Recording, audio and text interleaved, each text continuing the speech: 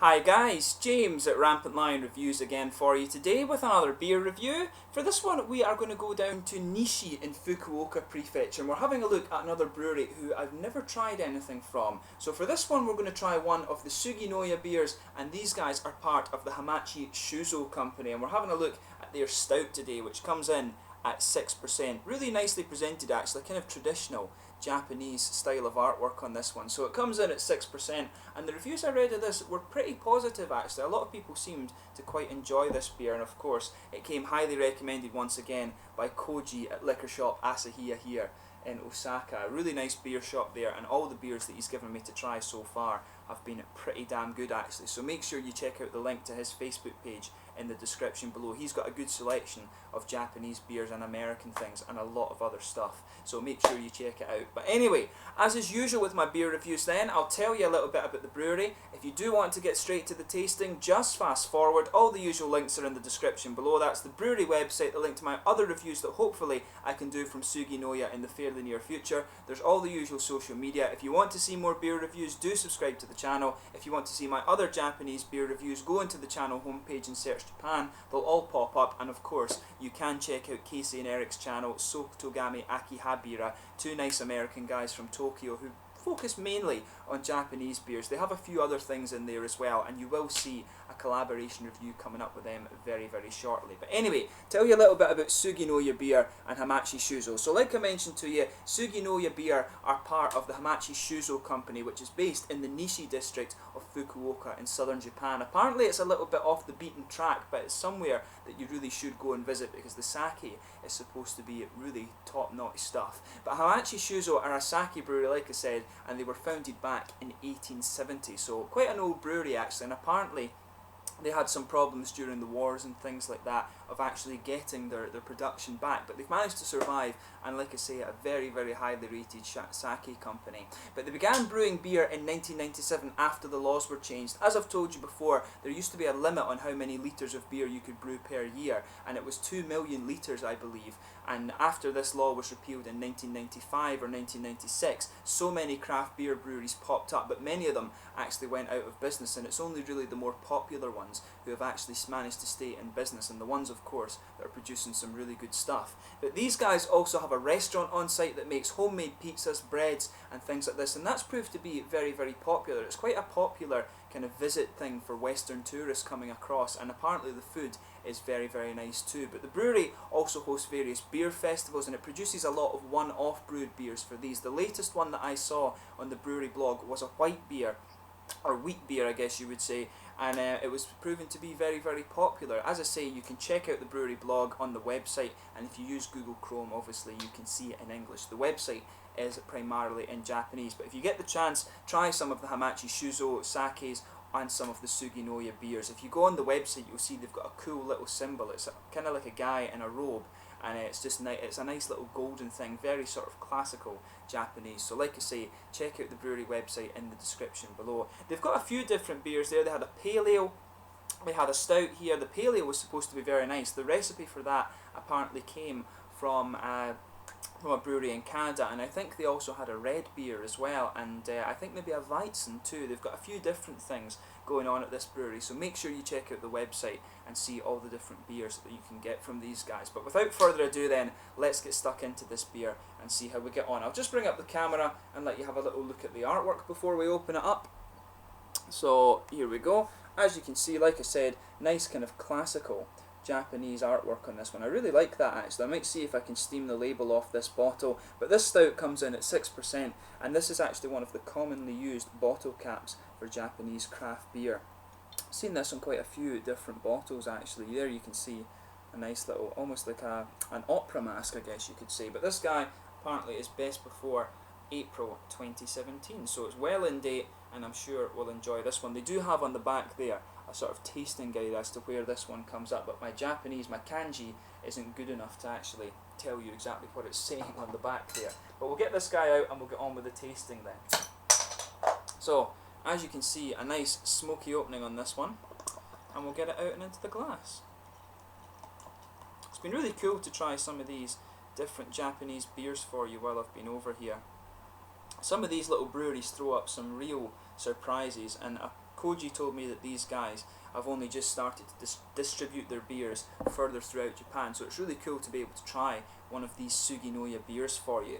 But as you can see, this beer is poured a nice ebony rosewood colour. It looks really, really nice. There's a finger of a frothy beigey tan head on this one, some big bubbles sticking towards the side of the glass, and quite a few little ones just going up towards the bottom of the head there. Exactly as you would expect from a stout beer. It looks very, very nice, and you can smell some of the chocolatey sweetness of this one as it comes out and into the glass. It looks very, very nice. So let's give it a proper smell.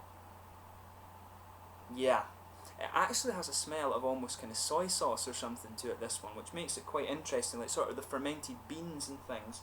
You can definitely pick up a little bit of that in this beer.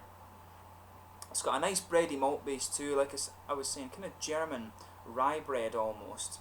I think these guys do produce some of their own malts and stuff like that as well, considering they are a bakery, but I would stick with that. There's a nice almost soy sauce character to this one, kind of just underpinning the beer. There's a bit of roasted, slightly coffee-ish black malts in there, but that's quite subtle. The soy sauce is coming in kind of on top of that. But a nice sort of rye breadish character to this one, like I said. Some sweet caramel in there, a bit of sweet chocolate as well. What I would say is that it's quite a toasted aroma, this one, which makes it quite interesting. There's a good bit of earthy hop in there as well. And yeah, it's also got a little bit of kind of red fruit, but mainly it's chocolatey, a bit of nutty character coming out of it as well. But it has kind of everything that you would expect. And that character from the soy sauce makes this beer smell really, really interesting. You can see the head is just faded away. There's not even really a thin foamy layer there left at all. It actually looks very, very nice. So I guess without further ado then, we can get stuck into this guy. So this is the stout beer at 6% ABV from Suginoya Beer, part of Hamachi Shuzo in Nishi, Fukuoka, Japan. Kanpai.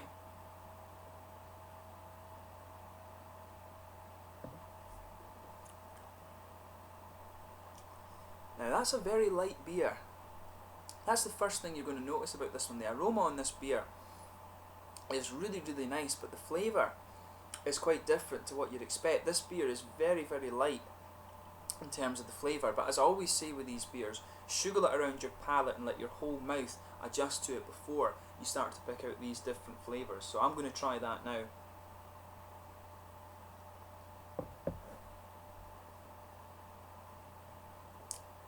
Oh yeah. Now, on the first sip of this beer, it has a very light mouthfeel. That's the first thing that kind of puts you off this beer a little bit. It makes you think a little bit differently. So with this one, it's quite important to sugar it around your palate and let the whole mouth adjust, because it becomes, the complexity and the flavour of this one is definitely in the aftertaste. It's all about what it leaves on the tongue there. So with this one, I would say there's a nice bready malt base there. A sort of rye bread character, like I was saying, that goes right across the middle of the tongue. On top of that, you've got some roasted black malts that just linger there. They're not too prominent in the flavour, but you can just feel that slightly roasted, kind of burnt character coming out of this one.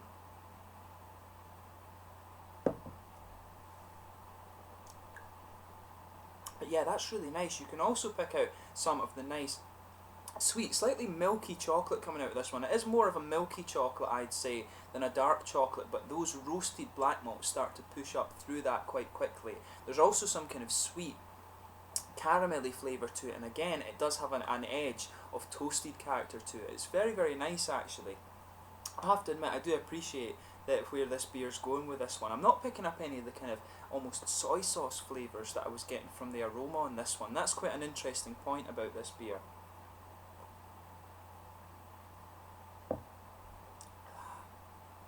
But yeah, that's quite nice actually. It's a very smooth stout. That's the other thing you're going to notice about this one.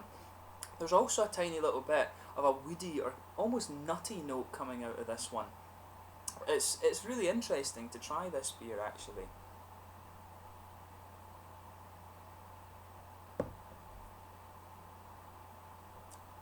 Yeah, this is quite good actually. It's different from the other stouts that I've come across before, just really because of the mouthfeel and the smoothness and the way that the flavours go together. It's quite interesting too. The hops are very subtle in this one, the hoppy character. There's a tiny little bit of dryness in the back corners of the palate, but other than that, it really is one of the smoothest hop beers that I've had in terms of hoppy character. It really is Just very, very smooth. There's a little bit of tiny little bit of dryness at the front corner of the palate too, but the hops, as you'd expect from this beer, are really quite earthy, to be honest. There's maybe a little bit of herbal character in there as well, but really it leans more towards the earthy side of things. And if you just go behind the front curve of the tongue there too, there's a tiny little bit of red fruity ester character, you know, that sort of candied fruit flavour, but that again is very, very minimal. The main focus of the flavour in this beer is in the middle of the palate, that rye bread malt base, some of the black roasted malts on top of that, the sweet chocolate, a little bit of the toasted caramel as well, and some of the nutty flavours that are blending in with that. It's a really quite interesting blend of flavours, this one. I certainly wouldn't hesitate to drink this beer again, and drinking this one makes me curious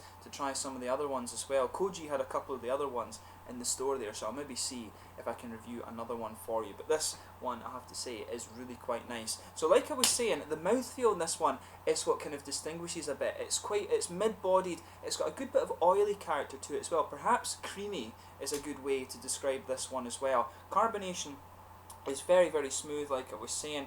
The malt base has a good little bit of sweetness to it, but for me it's actually quite a dry, slightly bitter malt base coming out of this one too, but it's very nicely done.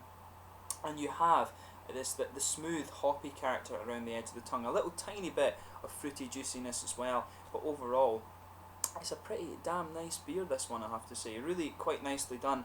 The malty character is interesting because it is quite smooth and it really blends together the bitter side of things and the sweet side of things very, very well. But this is quite light in terms of mouthfeel for a stout beer, I think, so just be aware of that when you try this one. And like I said, the interesting point about this beer is the fact that the most of the flavour starts to come out in the aftertaste. When you're actually drinking it, you're not going to get too much out of it, but I certainly wouldn't hesitate to drink it again. Very nice stout beer, quite different from the other things that I've reviewed on the channel before, like I said. So yeah, so I hope you've enjoyed this beer review. Been really cool to go to another brewery. Make sure you check out Suginoya Beer and Hamachi Shuzo if you get the chance. Really interesting stout beer with some really kind of different characteristics about it, this one. So as always, thank you for watching my beer review. Until the next time, please like, subscribe, share, all the usual YouTube stuff. Make sure you check out my social media. Until the next time, please comment in the section below. Let me know your own thoughts on this beer and your own thoughts on the brewery. Recommend some sakes as well, of course, for the sake reviews that I'm going to do. But thank you once again for watching, and I will catch you soon. This one is the stout beer from Suginoya Brewery here in Japan, Fukuoka Prefecture. Really quite interesting stuff. So until the next time, slange just now, and I will catch you soon. Cheers.